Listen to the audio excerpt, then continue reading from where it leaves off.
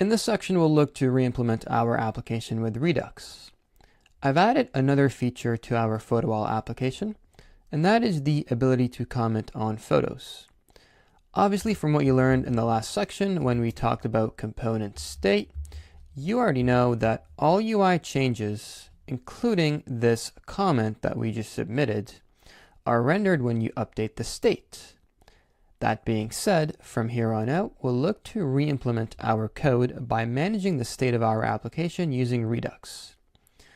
Redux is an open source library written in JavaScript that isn't limited to just React, but works really well with it and allows us to better manage our application state. Now you might be asking yourself, I already know how to manage the state of my app with component state. Why use Redux? Well, the big thing to note here is that Redux and component state, they both aim to solve the same problem, managing your state.